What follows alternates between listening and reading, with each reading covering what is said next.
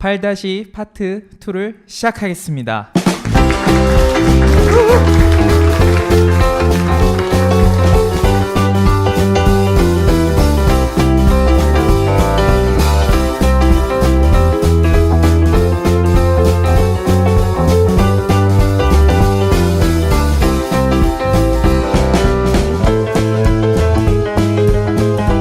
네, 오늘 모실 분은 리김밥의 김석훈 대표님이십니다. 예, 고영호 대표님이 전 시간에 또 여러 가지 이야기를 해주셔서 또 이 기쁜 마음으로 또 바로 파트 2를 시작하겠습니다.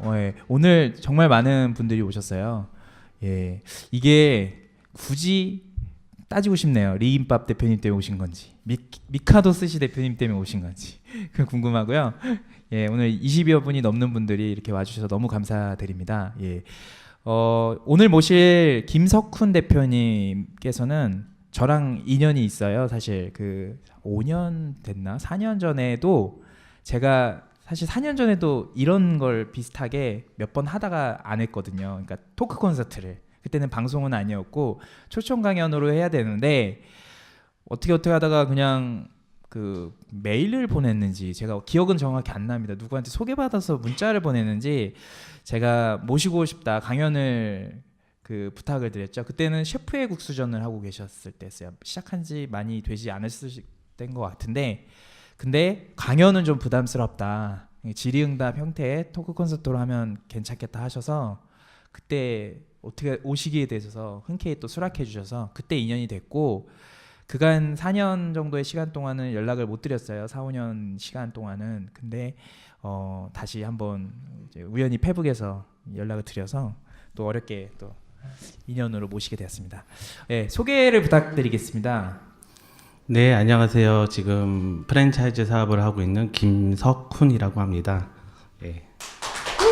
반갑습니다. 네. 예, 여기 빵긋 웃는 관객이 한 분 계시네요. 친하신 수진 대표님. 네. 그래도 좀 아는 얼굴들이 혹시 있으신가요? 지금 사회 보시는 분하고 예. 지금 김수진 대표님 예. 네, 이렇게 알고 있습니다. 예. 저희가 포럼에 홍보를 할 때 이제 리김밥으로 홍보를 했지만 리김밥은 이제 알려진 지가 많이 안 된 브랜드라서 혹시 모르실 것 같아서 이제 셰프의 국수전을 만드신 분이라고 하니까 거의 대부분 다 아시더라고요. 그래서 그 셰프의 국수전 브랜드와 아시는 분도 있고 모르시는 분도 있겠지만 오드리 헵번이라는 카페를 또 운영하고 계십니다. 그래서 여기 계신 분들 중에 아까 제가 잠시 귀 동냥을 해보니까 프랜차이즈 브랜드를 어떻게 만드는 건지 그냥 어떻게 그 브랜드를 이렇게 남들이 봤을 땐 쉽게 만드는지 아까 고영호 대표님이란 분도 다른 분들이 생각하실 땐 그럴 수 있을 것 같아요.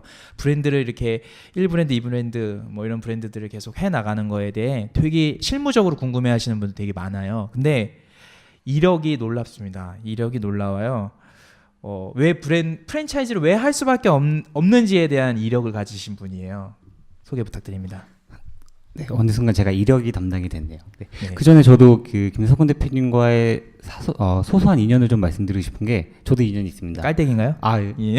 그런 건 아니고요. 제가 3년 전인가 4년 전에 그 아는 지인분의 돌잔치를 갔는데 그때 한번 멀리서 돌잔치 사회를 보고 계셨나요? 제가 사회를 본 건 아니고 저는 이제 밥을 먹으러 갔는데 네. 저 멀리서 김석훈 대표님이 계시더라고요. 그래서 그때 이제 저는 인사드릴 만한 그런 상황은 아니었고 저분이 그분이시구나라고 이제 또 생각을 한번 들었고 네. 또 하나 인연은 현재 저희 회사 거래처이더라고요. 거래처. 야, 이거 완전 큰 인연이네. 깔때기 제대로 그냥 박았네. 네. 인연은 그 정도까지이고요. 이력을 보면은 역시나 그 전공이 정말 프랜차이즈하고 연관은 없습니다. 건축과 전공을 하셨고, 그다음에 이제 물류를 하셨는데요. 개성수산. 2003년에 개성수산에서 수산물 유통을 하셨고요. 그 다음에는 조금 다른 쪽이신데 뷰티풀 라이팅이라는 이제 건축물 외관 조명 그런 사업을 또 하셨고, 그리고 이제 본격적으로 물류를 하셨습니다. 2007년에 아시아 물류라는 이제 프랜차이즈 물류를 하셨고, 그다음에 2008년에는 이제 아마 객잔 차이나라고 하는 브랜드인데요. 아마 이거는 많이 아실 거라고 저는 생각하는데 68호점까지 진출하셨던 일회 FC 2008년에 설립하셨고, 그 다음에 2011년에 지금 현재 주식회사 바인FC, 셰프의 국수전, 오드리 헵번 카페, 리김밥 리김밥 하고 계십니다. 네. 그 나열한 이력을 보셨죠? 건축 그러니까 지식이 있으시고 수산업으로 해서 원재료에 대한 이해를 하셨고 조명 회사를 운영하셔서 조명 일도 하셨고 그다음에 물류 회사를 차리셔서 물류를 하셨고 그다음에 한중일 수장 요리 주점인 객잔 차이나를 하셨고요. 그다음에 셰프의 국수전을 통해서 여러 가지 브랜드들을 다 하고 계십니다. 그러니까 뭐 인테리어면 인테리어, 뭐 조명이면 조명, 여러 가지 물류면 물류 다 이게 제가 질문을 서두에 좀 하고 싶은 게요. 이런 커리어 패스를 의도하신 건가요? 좋은 프랜차이즈 대표님이 되시기 위해서? 아, 그건 전혀 아니고요. 네. 네. 제가 직접 제 이력을 들어보니까 뭐 이도저도 못한 것 같다는 느낌이 아닙니다. 들고요. 네. 이거저거 찝적인 것 같은데 저는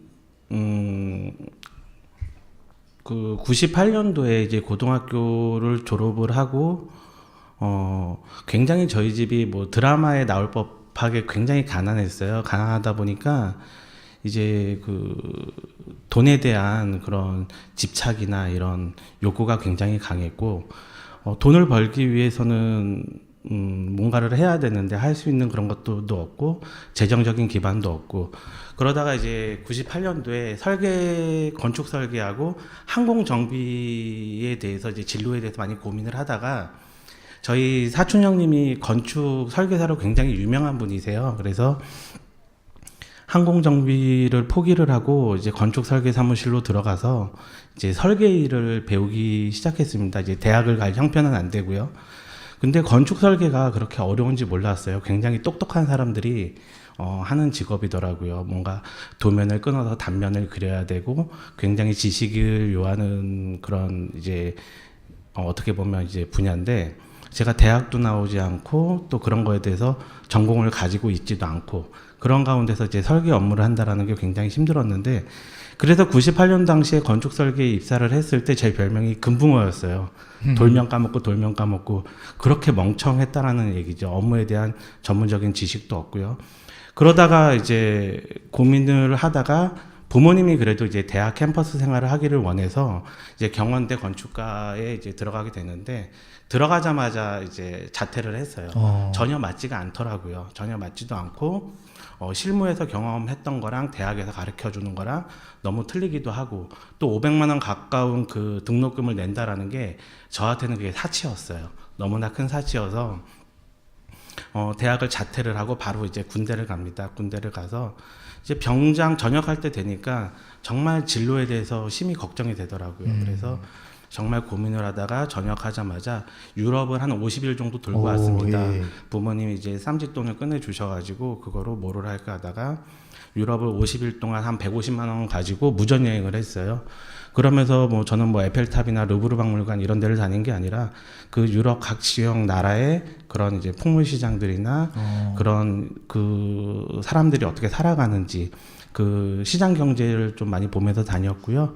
그래서 돌아와가지고 이제 제가 이제 뭔가 기반이 없잖아요. 돈도 없고 뭔가 할 수 있는 장사도 없고 이미 대학은 이제 복학할 수 없을 정도로 자퇴를 해버렸기 때문에 건축 일은 맞지도 않고 그래서 고민 끝에 이제 아는 지인의 도움을 받아서 이제 수산물 유통을 한번 해보면 어떻겠냐라고 해서 열심히 막노동을 딱 3개월 했어요. 딱 한 90일 정도 해가지고 270만 원의 종잣돈을 이제 제가 이제 벌었어요. 그거 가지고 이제 리베로 탑차를 냉동 탑차를 하나 사가지고 가락동이나 노량진에 새벽 3시에 이제 가가지고 물건을 띄워다가 이제 판매를 하는 일산이라는 지역에서 판매를 하는 이제 그런 이제 처음에 제 생애 첫 이제 그 이제 사업을 시작을 한 거고요. 어떻게 보면 장사죠. 그 어린 나이부터 22살 때 그렇게 장사를 하니까 또 상대가 또 중국집 사장님들이었어요. 네. 그때 당시에 수산물을 제일 많이 소비하는 게 이제 중국집이었는데 거들떠보지도 않는 거예요. 거들떠보지도 않고 굉장히 키도 작고 까무잡잡하고 좀 이상한 애가 와서 뭐 소라를 사달라, 쭈꾸미를 사달라, 뭐 오징어를 사달라. 너무 어렵더라고요. 장사는 너무 하고 싶고 돈은 벌어야 되는데 그래서 그 당시에 제가 이제 고민을 한 게 저 사장님들한테 내가 뭔가 브릿지 역할을 할 수 있는 뭔가 물건을 갖고 들어가면 첫 대화가 돼야 되는데 거의 사람 취급을 안 하니까 네. 그래서 브릿지 역할을 할 수 있는 계기를 만들어야 되겠다라고 해서 유심히 관찰을 하다가 그래도 건축가 출신이다 보니까 그때 당시에 제가 건축 그 설계 사무실에서 막내로 일하면서 그런 이제 출품하는 그런 작품들을 많이 만들었었어요. 뭐 이제 폼보드에 브리핑 자료들 이제 꼼빼라고 하는데 그런 거를 만들다 보니까 저 사장님들이 쓰는 공책을 만들어 드려야 되겠다. 그래서 여러분들 혹시 그 배달집에 가면 배달 노트라는 게 있어요. 네. 그래서 사진을 이쁘게 찍고 상호를 놓고 그거로 해서 이제 공책을 이쁘게 만들어서 조금 더 디테일하게 동호수를 적고 우리가 그 주문한 주문 내역을 적고 거기 옆에 이제 그릇이라는 란이 있는데 굉장히 공책이 불편하게 돼 있었어요. 그래서 저는 이제 편집을 해서 그 그릇 찾는 부분을 앞으로 넣어가지고 공책을 이제 제 나름대로의 편집과 개발을 해가지고 이제 중국집 사장님들한테 이제 선물로 드렸더니 연결고리가 생기더라고요. 연결고리요? 네, 그러니까 브릿지가 될 수 있는 그러니까 이거 뭐야? 자기 이제 중국집 이제 상호명이 적혀 있으니까 굉장히 신기해하면서 그러면서 제가 이제 한 8개월 정도 만에 일산에서는 그래도 1인 사업장으로 한 8, 9천 정도 매출을 올리는 월 매출이요? 예. 와. 그때 당시에는 한 2, 3천 정도 수익이 됐던 것 같아요. 23살 정도에.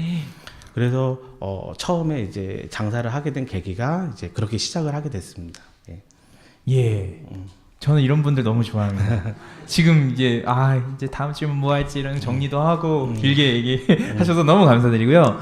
여러분들 잘 모르시겠지만 대표님의 그 말수가 되게 많이 화려하셨어요. 예전에 되게 아니요, 네. 지금도 굉장히 떨리고요. 제가 이제 사회 보시는 이제 방 차장님하고는 연이 있는데 저는 이렇게 앞에 나가서 강연하는 거를 너무너무 싫어해요. 불안장애도 있고 공황장애도 있다 보니까 말을 잘 못해요. 그래서 여러분들이 발음이 좀 부정하더라도 좀 이해를 해주셨으면 좋겠고 많이 호응을 해주시면 여기 지금 다른 분들이 너무 잘하는데 되게 어이없어 하십니다. 너무 잘하시는데 어떻게 연예인들이 맨날 개그하면서 자기 공황장애라고 이러는 것 같은 느낌을 막 표정들을 네 너무 지금 이제 막 시작된 그거예요. 스펙타클이에요. 뒤에 보면 직접 그 스펙타클한 지점을 기록해 주셨어요. 두 번째 스펙타클한 지점을 가보겠습니다. 뷰티풀 라이팅. 네네. 거기에 또 조명회사인데 5개월 만에 또 이건 부도를 하셨고요. 왜 그러면 개성수산에서 돈을 그렇게 버셨는데 뭐 겸업으로 하신 건지 아니면 여길 접고 바로 하신 건지 그 스토리 좀 알려주세요. 저는 비즈니스 그러니까 사업이든 장사든 할 때 다음 꿈을 꿔요. 조금 더 나은 거를 하고 싶고 조금 더 많은 돈을 벌고 싶고 조금 더 견문을 넓히고 싶은데 그때 이제 한참 나이 이제 일을 할 때 뭔가 조금 더 사람답게 살고 싶었어요.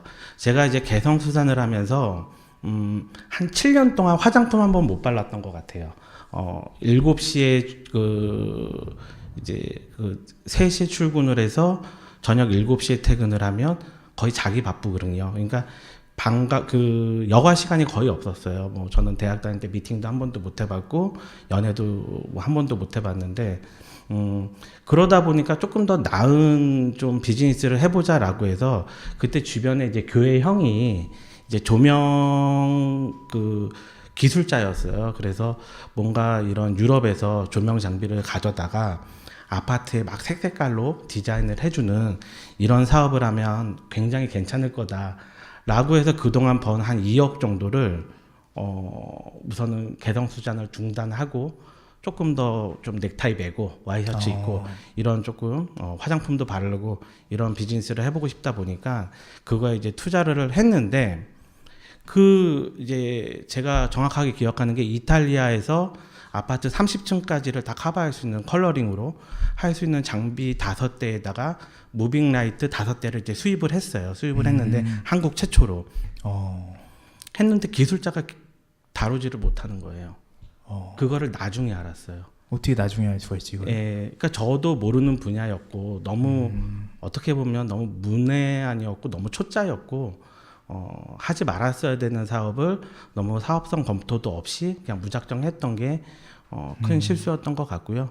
지금도 이제 뭔가 관계를 유지하면서 그분을 만나면 항상 미안하다라고 얘기를 해요. 근데 그 당시에 이제 20대 중반 정도 나이에 저에게는 2억이 굉장히 큰 돈이었는데 그거를 뭐 말이 5개월이지 거의 그게 수입하자마자 이거는 사업성이 없구나라고 판단이 선 거는 뭐 바로였거든요. 그래서 너무 그런 저의 짧은 견해로 정말 어떻게 보면 굉장히 무식했던 거죠. 예. 네. 그래서 결국은 5개월도 안 돼서 그 뷰티풀 라이팅이라는 회사를 접을 수뿐이 없는 제 생애 제 예. 굉장히 아픈 기억입니다. 예. 네.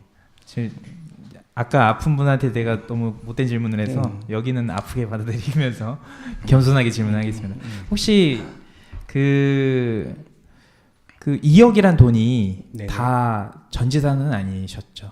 네, 조금은 남아 있었습니다. 남아있었어요? 예, 제가 네. 1억에는 적지 않았는데 네. 그거를 망하고 수중에 돈이 얼마 없다 보니까 이제 중국집을 하나를 인수를 해서 잠깐 했었어요. 네. 근데 그 중국집을 운영을 하면서도 딱 기억이 나요. 첫날 개시하고 오후에 이제 제 친구가 배달을 했는데 큰 사고로 팔이 360도 돌아가지고 온 거예요.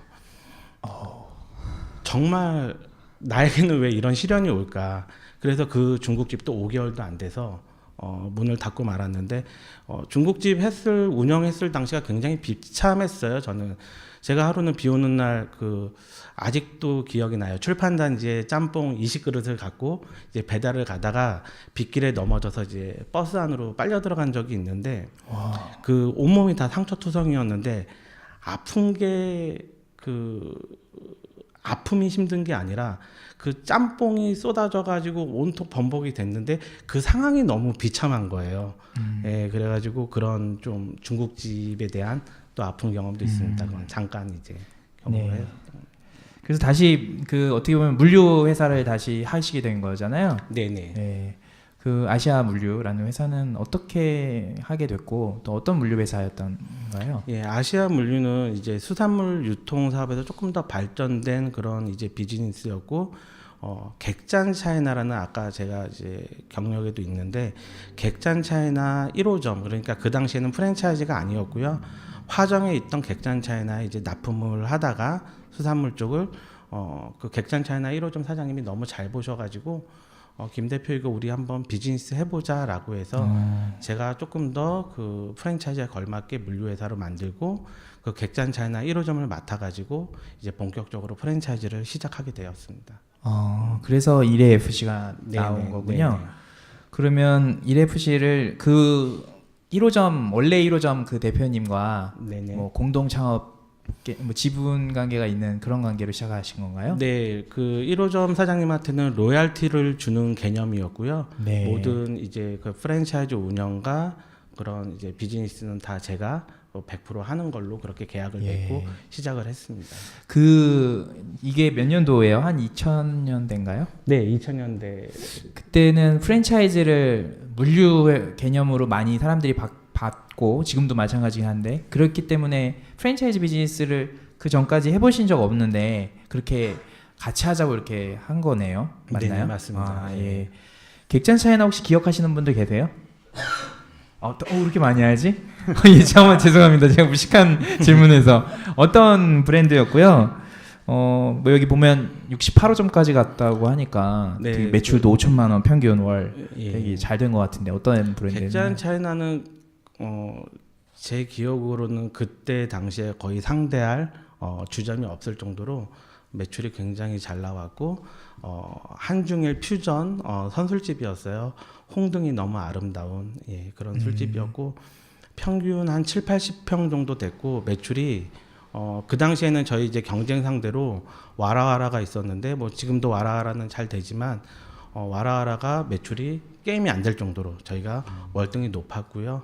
예, 그러다 보니까 이제 무작정 이제 프랜차이즈에 입문을 하게 됐고, 제가 4호점까지는 물류회사 대표를 맡았고, 이제 2호점, 3호점, 4호점은 어떻게 보면 그 경영 CEO를 썼어요.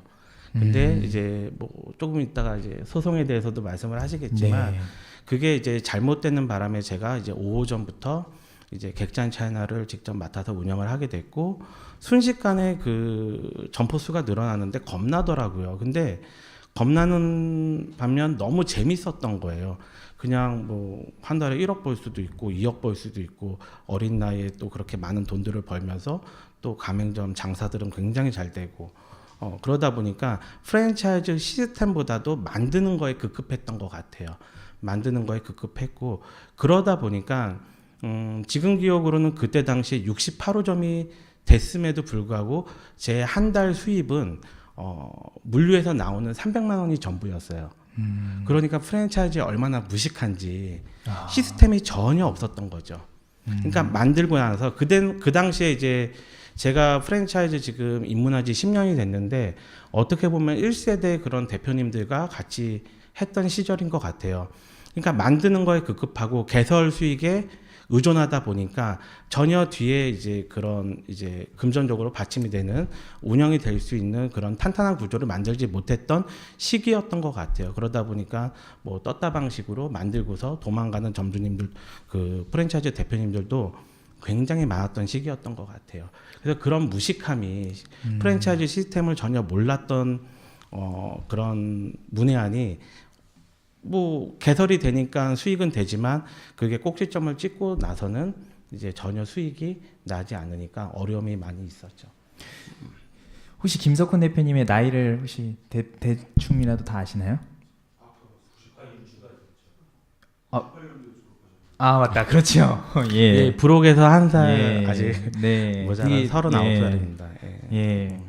그렇군요. 이제 나쁜 얘기가 이제 소송 얘기가 또 써주셨는데 네. 뭐 좀 많이 답답하셨을 것 같아요. 네네. 소송은 왜 당하셨죠? 네, 오늘 어떻게 보면 이제 그 부분을 많이 공유하고 싶었는데요. 저는 좀 실패를 많이 경험을 했습니다. 그래서 그런 실패에 대한 좀 얘기를 많이 공유하고 여러분들은 제 경험을 바탕으로 좀 그런 일이 겪지 않았으면 하는 바람에서 오늘 이력에 넣었고요. 제가 이제 그 경영 CEO를 앉혔는데 그분이 굉장히 많은 사기를 치셨어요. 그래서 어쩔 수 없이 그분을 보내고 이제 제가 그 객잔 차이나 대표 자리에 앉아서 운영을 하는데 한 25점 정도 나갔을 때 그분이 저를 상대로 이 브랜드가 자기 거다, 자기가 다 만든 거다라고 소송을 거셨어요. 근데 그때 당시에도 이제 20대 제가 이제 중후반을 갈 때인데 너무 떨리고 너무 두렵더라고요. 제가 제 이력에 보면 소송 그랜드 슬램을 달성했다라고 하는데 1년 동안 12번의 소송을 했어요. 그것도 한 사람하고.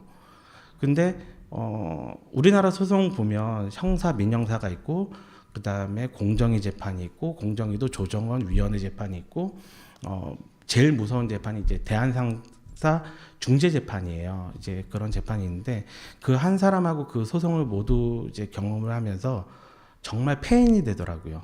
매일같이 소송 준비하고 변호사들 만나는 게 일이었고 그러니까 브랜드를 관리하고 시스템적으로 만들기보다는 소송에 응대하기가 바빴고 저는 이제 변호사를 선임해서 하는데 그 상대방은 직접 자기가 변론도 하고 자기가 변호도 하고 이렇게 하더라고요. 굉장히 소송의 달인이었고 그래서 이제 뭐 형사, 민사, 그다음에 공정거래 조정원 위원회, 대한상사 중재원 이런 일들을 겪으면서 굉장히 많이 지쳐 있었고 그 사람은 이제 틈이 보일 때마다 이제 저를 공격을 하다 보니까 근데 결국은 소송 얘기를 하자면 이제 한도 끝도 없는데 12번째 소송에서 제가 패했어요. 11번을 이기고 그래서 모든 그 브랜드의 사용권과 브랜드의 주체는 김석훈이다. 단 해지 시점이 잘못됐다. 그래서 1억 원을 배상을 하고 이 소송을 이제 종료한다. 이렇게 맨 마지막 이제 판결이 났는데 저한테는 굉장히 기쁜 일이잖아요. 네. 기쁜 일이고 저는 이제 그 사람한테 그 계약 시점을 잘못 정해준 죄로 1억 원만 이제 물어주면 되는데 너무 꼴 보기도 싫은 거예요. 이 객잔 차이나라는 브랜드. 그리고 너무 무섭고 너무 지쳐 있었고 그러다 보니까 1억 원 대신 브랜드를 줘버렸어요. 예. 그렇게 해서 사람들이 그래도 김석분 대표가 객잔 차이나 잘 운영하고 많이 성장했는데 왜 순식간에 그 객잔 차이나가 없어졌지? 라는 이제 말씀들을 많이 하는데 정확하게 얘기하자면 그 1억 원 대신 그 이제 브랜드를 준 게 이제 계기로 저는 이제 객잔 차이나에서는 손을 떼게 됐습니다. 지금 그 객잔 차이나 그는 존재하나요?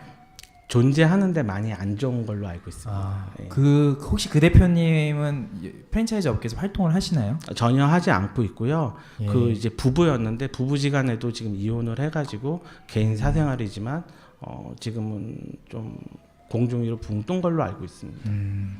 예, 지금 소송을 한 건만 당해도 스트레스 받을 텐데, 근데 그분도 참 놀랍네요. 자기가 직접 다 소송하시고, 네네. 그리고 마지막에는 또 대표님이 더 놀랍네요. 브랜드를 준다는 거에. 예, 근데 공감은 갑니다. 꼴배기가 싫었을 것 같아요. 제 생각하기에도. 예, 그래서 소송 이런 경험도 하시고 그러다가 셰프의 국수전을 이제 어떻게 만나게 됐나요? 그러니까 객잔 차이나를 운영을 하면서 지쳐 있을 때 직원들 급여가 한 6개월 정도 밀렸어요. 한 7명의 직원이 있었는데 근데 주변에서 너무 안타까워하시고 또 직원들도 워낙 저희가 재밌게 일하는 회사였거든요. 그러다 보니까 대표를 끝까지 이제 지지해주고 요즘 세상에는 뭐 급여 한 7개월 밀리면 다 떠나잖아요. 예. 그러니까 저도 너무 고맙더라고요. 그때 정확하게 기억하는 게 주류 회사 사장님이 1억 5천만 원을 빌려주셨어요. 무이자로. 그냥 전혀 주류하고 상관없는데. 그래서 그 돈을 가지고 뭐를 할까. 그래서 제일 서민적이고 남녀노소 누구나 좋아할 수 있는 국수집을 만들어 보자. 그때 당시에 한참 인기 있었던 게 봉채국수하고 김용만의 닐리리 만보인가 예. 그 국수집이었는데 그 브랜드도 이제 고점을 찍고 이제 추락할 때였던 걸로 기억이 나요. 그래서 저희가 이제 그 브랜드를 만드는데 브랜딩을 하는 데 있어서 뭔가 조금 더 컨텐츠를 만들어야 되겠다. 그럼 컨텐츠를 만들기 위해서는 우리는 셰프라는 단어를 써보자. 네. 셰프라는 단어를 써보고 야 그러면 그 셰프라는 단어를 쓸 것뿐만 아니라 셰프님을 영입을 하자. 그렇게 해서 이제 최인선 셰프님이라는 분을 네. 만나게 되고 셰프의 국수전이라는 이제 브랜드가 2대 후문에서 5번 망한 그 자리에서 이제 처음 시작을 하게 됩니다. 예. 그 최인선 셰프님이라는 분은 그러면 어떤 관계인가요? 그러니까 뭐 프랜차이즈 스타, 뭐 혹은 뭐 회사 직원이라고 봐야 되나요? 어떻게 봐야 되죠? 그때 당시에는 이제 최인선 셰프님은 이제 방송 활동만 하고 계셨고 셰프라는 용어가 거의 이제 외식에서는 사용되지 않을 때예요. 않을 때고 그러다 보니까 이제 어떻게 보면 비즈니스 파트너였고요. 이제 제가 어떻게 보면 또 고용주가 되고요. 그렇게 해서 뭐 그 정도의 관계였던 것 같아요. 예. 네. 알겠습니다. 셰프의 국수전은 지금도 운영 잘 네, 지금도 되고, 운영을 잘 하고 있습니다. 예. 그리고 또 리브랜딩을 하셨죠. 새롭게 네네네. 브랜딩 리뉴얼도 하셨고 셰프의 국수전은 그 초기 반응이 어마어마하게 좋았어요. 네, 그때 당시에는 아무것도 가진 게 없고 빚을 가지고 시작을 하다 보니까 굉장히 절실했어요. 그래서 1호점을 이제 오픈을 하는데 어떻게 하면 조금 더 우리가 그 소비자들한테 홍보를 할 수 있을까라는 고민 끝에 블로그가 굉장히 유행하지 않을 때였거든요. 그래서 우선 오픈을 일주일간 미루자. 그래서 문을 닫고 오전에 20팀, 오후에 20팀 해가지고 일주일 동안 몇백 명의 블로그단들을 모집을 했어요. 네. 그래서 오픈을 조금 더 미루고 그들한테 진정성 있게 우리 브랜드에 대해서 설명을 하고 시식을 시켜드리고 그러다 보니까 인터넷에 셰프의 국수전으로 도배가 되더라고요. 얼마나 핫했냐면 저희가 한 달에 10개씩 오픈을 했어요. 한 달에 10개씩 오픈을 했고 또한 그렇게 오픈을 하다 보니까 여러 가지 조금 안 좋은 점과 피해도 있었는데 여하튼 그때 당시에는 굉장히 한 달에 10개 정도 오픈할 정도로 핫했고 직영점 20평에서 뭐 한 9천까지 매출이 나왔으니까 굉장히 그랬습니다. 예. 근데 하시다가 좀 성장세가 꺾이는 시점은 어떤 시점이었고요? 그 이유는 어떤 이유가 있었나요? 이게 제 스스로가 굉장히 이게 부끄러운 일인데 이제 객잔 차이나도 그렇게 시스템을 잘 정착을 하지 못한 상태에서 소송에 시말려서 이제 마무리가 되고 셰프의 국수전을 이제 시작을 했는데 브랜딩까지는 제가 너무 이제 기쁘게 할 수 있는 일인데 경영과 영업에 있어서는 좀 많이 부족했던 것 같아요. 그러다 보니까 한 달에 10개씩 오픈하는 게 정상적인 자리에 들어가야 되는데 그렇지 못한 경우도 굉장히 많았던 것 같습니다. 그러다 보니까 그 매장들이 이제 뭐 한 2, 3년 운영을 하다가 장사가 안 돼서 이제 폐점하는 그런 좀 아픈 경험도 있는데 그런 부분들이 어떻게 보면 이 브랜드의 성장을 어떻게 막은 그런 계기들이 됐던 것 같고요. 지금도 그런 부분에 있어서는 굉장히 스스로가 자책을 하면서 프랜차이즈 시스템에 대해서 지금도 많이 공부를 하고 있고 연구를 하고 있는 게 이 프랜차이즈는 저만 잘한다고 해서 되는 게 아니잖아요. 또 점주님들과 온 직원들과 한 마음이 돼가지고 그 점주님들의 전 재산을 지켜줘야 된다라는 사명감을 가지고 해야 되는데 그런 부분들이 좀 초창기에 많이 부족했던 것 같습니다. 그런 것들이 어떻게 보면 더 이제 100개, 200개, 400개로 성장할 수 있는 발판이 되지 못하지 않았나 그렇게 자책하고 있습니다. 네. 지금 현재는 매장 수가 몇 호점인가요? 한 50호점 정도 있습니다. 예. 예. 그리고 리뉴얼을 하게 됐었어요. 네. 그게 이제 브랜드가 론칭이 정확히 10년도에 하셨나요? 네네. 2011년도에 도에 하셨고 그 리뉴얼은 언제? 2012년도에 했습니다. 이렇게 빨리 리뉴얼을 하셨죠? 예, 리뉴얼을 한 이유는 국수라는 브랜드가 라이스가 많이 약하더라고요. 그래서 그때 당시 이제 셰프의 국수전을 만들 때 저희가 이제 육개장도 검토를 했었는데 육개장 만들 때도 우리나라에는 육개장 브랜드는 없었습니다. 뭐 지금은 이화수나 육대장이나 많이 성장한 브랜드들이 있는데 그러다 보니까 육개장을 만들고 보니까 국수하고 면하고 이제 라이스하고 접목을 하면 너무 좋겠다. 그렇게 해서 국수엔 육개장으로 저희가 리뉴얼을 했습니다. 이 지점이 사람들이 되게 궁금해하는 지점이에요. 브랜드 리뉴얼을 했을 때 뭐 지난번에 나왔던 분들 중에 대표님들 중에 리뉴얼을 했을 때 매출이 올라가는 경우에 대해서 얘기를 한 적이 있지만 구체적으로 리뉴얼을 해서 운영했을 때 그 효과나 장단점 뭐 그런 것들에 대해서 많이 궁금해해요. 리뉴얼 할 때 돈이 그래도 솔솔치 않게 들어가야 되잖아요. 그렇죠. 그리고 네. 운영 시스템도 바뀌는 거고. 근데 네네. 그게 본사 입장에서도 그렇고 점주님들 관점에서도 리스크한 부분이 있잖아요. 네네. 근데 그런 장단점이나 그런 효과에 대해서 구체적으로 설명 좀 부탁드릴게요. 우선 이제 콜라보로 이제 리뉴얼을 했을 때는 점주님들이 반응이 그렇게 뜨겁지는 않았어요. 좀 부정적인 시각도 굉장히 많았고, 그다음에 점주님들이 어쨌든 투자를 해야지만 이제 네. 그런 콜라보 매장으로 바꿀 수 있었고, 그때는 저희가 이제 면을 삶는 해명기는 있었는데 네. 육개장을 삶으려면 또 다른 이제 주방 시스템들이 들어가야 되는데 그런 것들을 이제 점주님들께서 계속 컴플레인을 거셨죠. 근데 이제 콜라보 매장은 장사가 굉장히 잘 됐어요. 예. 어쨌든 이제 누들이 갖고 있지 않는 라이스만의 장점들이 이제 보완이 되다 보니까 그런 장사, 매출 그런 거를 가지고 점주님들에게 많이 어필을 했고 그런 거를 눈으로 확인한 점주님들만 순차적으로 이제 리뉴얼을 하셨고요. 그런 부분에 있어서 저희가 많은 시행착오가 있었는데 결과적으로는 리뉴얼이 저희는 성공적이라고 생각을 하고 있고요.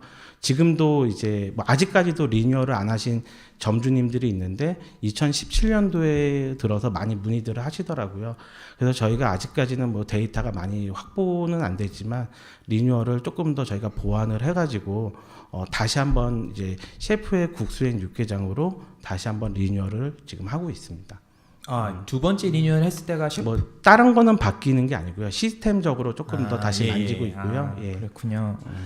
그렇게 운영하시고 성장세가 혹시 주춤했을 때 오드리 헵번을 고민하시게 된 건가요? 여기 탄생 배경도 되게 궁금합니다. 오드리 헵번으로 인해서 이제 셰프의 국수엔 육개장이 이제 성장세가 주춤해진 거고요. 이 대표의 선택이 얼마나 중요하고 브랜드에 또 얼마나 중요한지 이 부분 또한 제가 이제 뼈저리게 느꼈는데 오늘 자책하는 시간 같아요. 예. 아니 아까 전 시간에는 네. 눈물을 네. 머금었습니다. 오드리 헵번을 하지 말았어야 돼요. 이제 결론부터 얘기를 하자면. 근데 이제 셰프의 국수전이 성장을 하다 보니까 저는 세상에서 제일 즐거운 게 이제 브랜딩하는 거예요. 뭔가 브랜드를 만들고 다른 부분은 약하지만 브랜드를 만든다라는 건 저에게는 너무나 즐거운 일인데 외식이 잘 되다 보니까 이제 카페에 이제 눈이 가기 시작하더라고요. 근데 그때 당시에 이제 카페 베네가 굉장히 큰 성장세에 있었고, 근데 그런 인테리어나 메뉴나 이런 거로 돋보이는 카페를 만들고 싶진 않았어요. 그런 생각들을 가지고 있다가 분명히 카페를 컨텐츠를 가지고 해야 된다. 뭔가 그들하고 차별성을 두려면 나만의 컨텐츠를 가져야 되는데 라는 그런 생각들을 가지고 있다가 어느 날 문득 지나가다가 오드리 헵번 사진을 이제 보게 됐어요. 근데 순간 너무 이제 모든 이제 이게 열리는 것처럼 머리가 멍하더니 오드리 헵번을 가지고 그러면 내가 카페 사업을 해봐야 되겠다. 근데 오드리 헵번이라는 인물을 가지고 카페를 하는데 정확하게 내가 라이센스를 취득을 해가지고 해야지 그냥 짝퉁 오드리 헵번 카페를 만들고 싶진 않았어요. 그래서 알아보다가 그 오드리 헵번 카페 그 라이센스를 중개해주는 에이전트가 있더라고요, 국내에. 그래서 무작정 찾아가서 내가 오드리 헵번 카페를 하고 싶습니다라고 얘기를 했더니 굉장히 처음에는 어이없어 하더라고요. 지금 현재 오드리 헵번이라는 이름은 전 세계적으로 2016년도까지 세계에서 제일 존경받는 인물이에요. 그리고 영리 사업을 지금 한 번도 한 적이 없고 오드리 헵번 카페가 처음이고요. 예, 그러다 보니까 오드리 헵번 카페를 하기 위해서 이제 찾아갔는데 그쪽에서는 거들떠보지도 않고 지금 이제 대기업들하고 얘기가 오가는 중이다. 전 세계적으로 그 비즈니스가 부각이 돼서 다들 프로포즈를 하고 있던 시기였던 것 같아요. 그러다가 오드리 헵번 둘째 아들이 루카 도티라는 사람인데 그 일본에 그 전시회 때문에 이제 간다라는 소식을 접해서 무작정 저는 이제 카페 준비를 해가지고 일본으로 그냥 갑니다. 약속도 안 잡고. 네, 그래서 오드리 헵번 둘째 아들을 어렵게 만나가지고 호텔 로비에 만나서 미팅 약속을 잡고 제가 준비한 그 오드리 헵번 카페에 대한 플랜에 대해서 이제 다 보여주죠. 캐리어를 2개를 이제 혼자 들고 갔는데 뭐 머그컵 디자인부터 뭐 그런 이제 여러 가지 인테리어 컨셉부터 그리고 내가 하고자 하는 게 오드리 헵번의 그런 화려함을 표현을 하고 싶다. 네. 그런 컨텐츠를 가지고 한번 카페를 한다면 분명히 이 한국 시장은 너무나 트렌디하고 전 세계적으로 카페를 알리는데 도움이 될 거다. 너희 돈도 벌 수 있다. 이런 식으로 프로포즈를 했는데 그때 당시에 이제 루카 도티라는 둘째 아들이 그 모습이 굉장히 안쓰럽고 감동적이었나 봐요. 그리고 뭐 지금 알기로는 SK 그룹하고 진행이 됐던 걸로 알고 있는데 너라면 우리랑 소통을 하면서 카페 사업을 잘 할 수 있을 것 같다. 그 자리에서 승인을 해주셨어요. 단지 한 가지 지금도 기억나는 게 그렇지만 영화배우 오드리 헵번이 아닌 어머니의 오드리 헵번, 따뜻한 오드리 헵번, 어린이를 사랑했던 오드리 헵번, 궁유한 마음이 있었던 오드리 헵번을 표현을 했으면 좋겠다. 그때는 뭐 들리지도 않았어요. 예, 무조건 하겠다. 예, 그래서 그 일본 하얏트 호텔에서 오드리 헵번 카페에 대한 이제 사용을 허락을 받고 이제 계약의 준비가 돼서 계약을 하고 이제 비즈니스를 시작을 했는데 저는 카페 사업이 또 그렇게 어려운지 몰랐어요. 외식 사업보다는 굉장히 럭셔리해 보이고 이제 재밌을 줄 알았는데 너무나 많은 투자가 돼야 되고 또 보여줄 것도 너무 많고 디자인해야 될 것들도 너무 많다 보니까 그게 어떻게 보면 이제 셰프의 국수전에 써야 될 이제 그런 이제 에너지나 뭐 여러 가지 영업비나 그런 이제 자금들이 이제 오드리 헵번으로 거의 뭐 한 70% 이상 쏟아지다 보니까 카페에 대한 준비가 제대로 돼 있지 않다 보니까 돈은 한없이 들어가고 또 셰프의 국수전에는 너무 이제 소홀히 할 수뿐이 없고 더 발전적인 에너지를 쏟을 수 없었던 게 어떻게 보면 이제 2마리 토끼를 다 잃어버린 격이 됐던 예. 것 같아요. 근데 사실은 대표님이 여기서 참여를 하시지만 많은 본사들이 적지 않은 본사들이 그렇게 결정을 하는 경우가 있잖아요. 네네. 준비되지 않았는데 이 브랜드를 하거나 네네. 그 점에 대해서 혹시 그렇게 안 되려면 이 브랜드를 해야 되는 이유가 분명한 경우가 있어요. 회사는 네. 성장을 해야 되니까요. 근데 이제 지금 리김밥은 잘 성장을 이제 시작을 막 한 거라서 섣불리 결론을 내리긴 어렵겠지만 그냥 실패 경험으로 봤을 때는 부득이하게 이렇게 두 가지 브랜드를 같이 운영한다면 어떻게 하는 게 운영을 잘 할 수 있는 길이라 생각하시나요?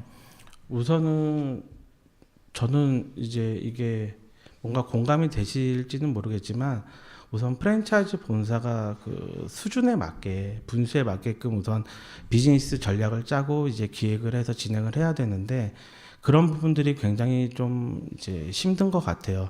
어떻게 보면 프랜차이즈의 정의를 내리자면 저는 QSC가 제일 중요하다라고 생각을 하고 플러스 요즘 이제 M자가 하나 붙잖아요. 마케팅.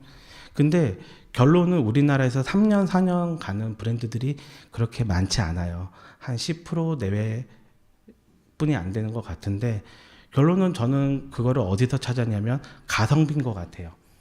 방문을 했을 때 결국은 가성비가 나오지 않으면 결국은 손님들은 외면할 수뿐이 없고 그러다 보니까 시장이 자연스럽게 무너지는 것 같다는 생각이 들고요.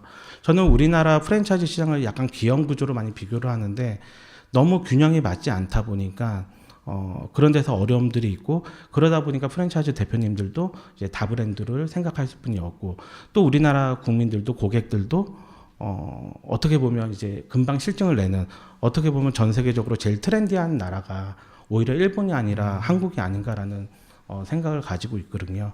그러다 보니까 프랜차이즈 대표님들도 어쩔 수 없이 다브랜드에 뭔가 한 브랜드에 정착을 해서 가성비를 끝까지 끌어올려서 손님들이 발길이 끊이지 않고 찾아주면 좋은데 고객들은 그 가성비에 이제 더 목말라 하는 거죠.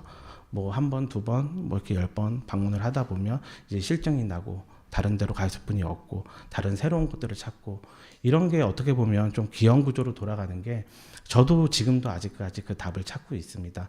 근데 제가 내리는 프랜차이즈의 정의는 가성비가 나오지 않으면 결국은 고객들은 다 눈을 돌릴 수뿐이 없고 그러다 보면 이제 프랜차이즈 대표님들도 계속 다른 브랜드를 만들 수뿐이 없다 이렇게 생각을 하고 있습니다. 네, 그게 이제 대표님들께서 이 다브랜드를 할 수밖에 없는 상황인데 네네. 혹시 그 해결책, 그러니까 다브랜드를 하는데 그걸 잘할 수 있는 방법에 대해서 생각해 보신 적 있으신가요?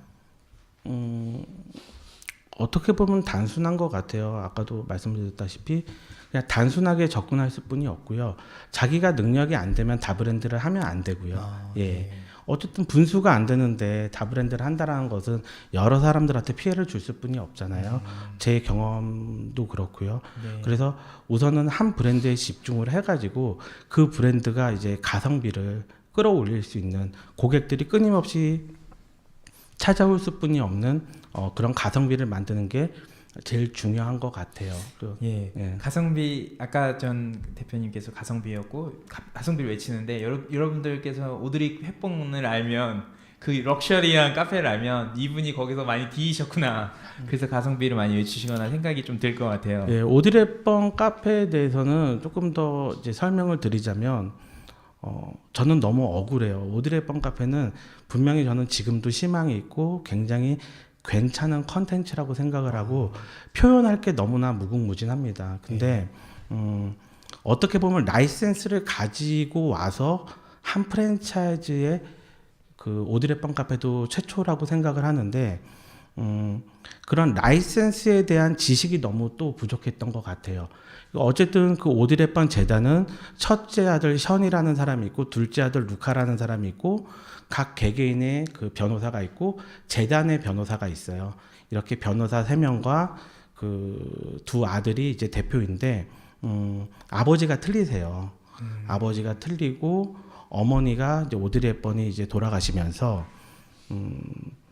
재산을 분배를 안 해주고 간 거예요.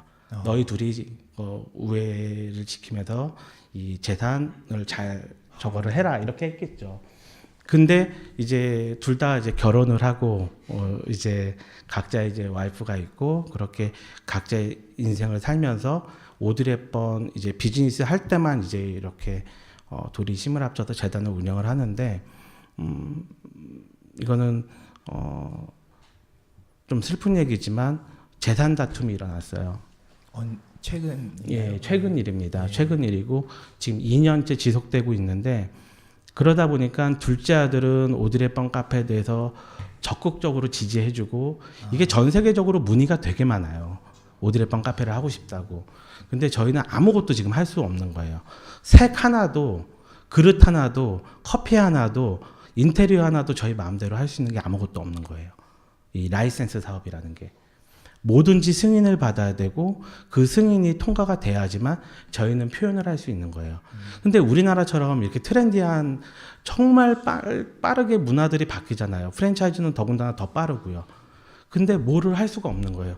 이미 다른 카페들은 뭐 많은 것들을 하고 있는데 저희는 그걸 승인을 올리면 세워라 내워라 뭐 1, 2개월 있다가 승인이 떨어지고 또 그 첫째 아들한테 나는 이 사업 반대일세 뭐 이런 또 메일도 오고 그러다 보니까 이 라이센스 사업을 진행을 하는 데 있어서 너무나 많은 어려움들이 있더라고요. 그래서 지금은 두 아들이 굉장히 크게 소송을 붙고 있어요. 소송을 굉장히 크게 하고 있고 그런 가운데서 저희는 지금 아무것도 할 수 없는 상황이고 그러다 보니까 현재 지금 사업이 중단되어 있는 상태입니다.